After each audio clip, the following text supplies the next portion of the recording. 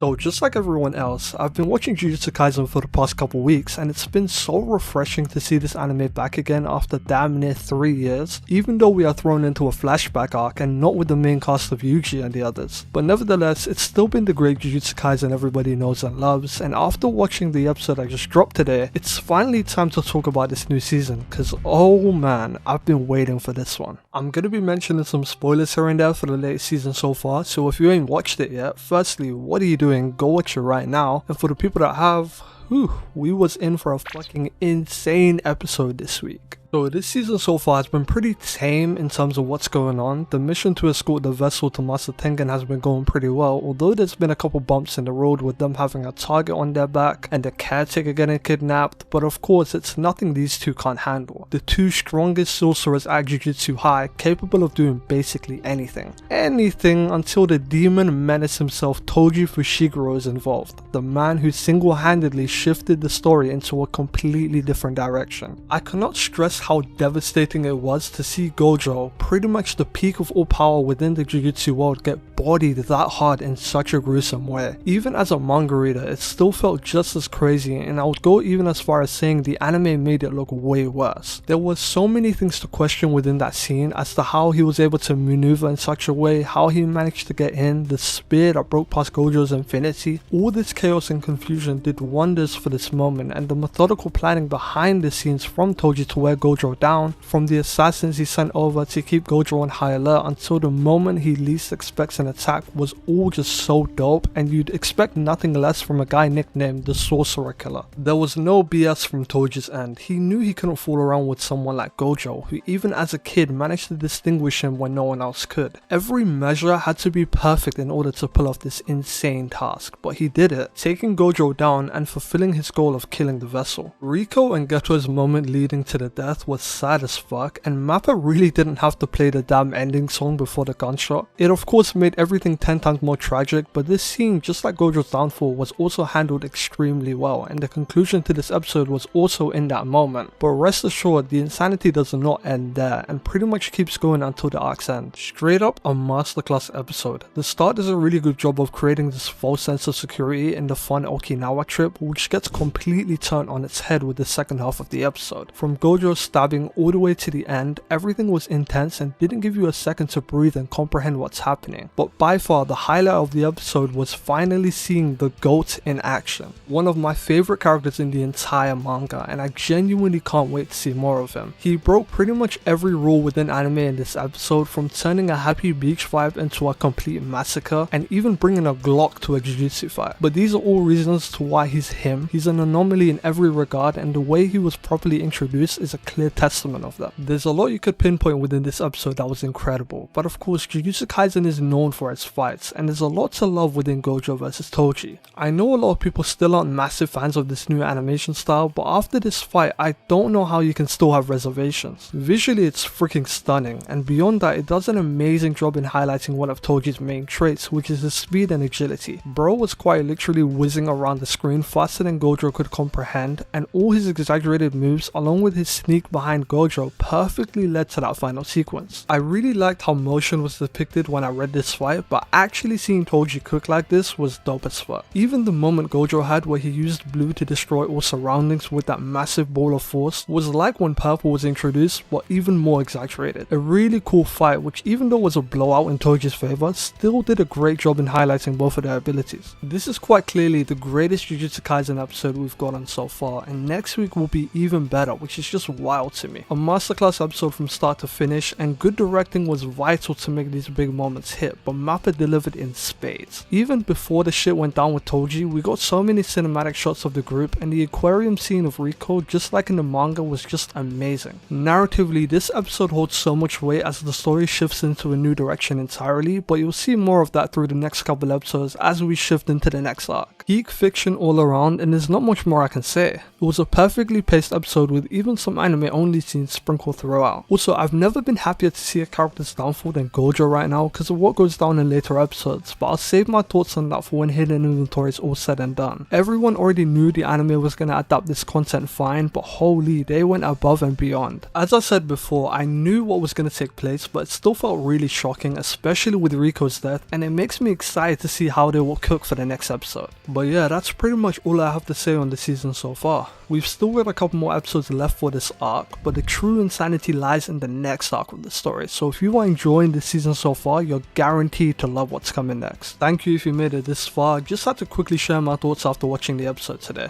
Make sure to like and subscribe for more videos on JJK and any other anime I feel like chatting about. Thanks again, and I'll catch you in my next video. Peace.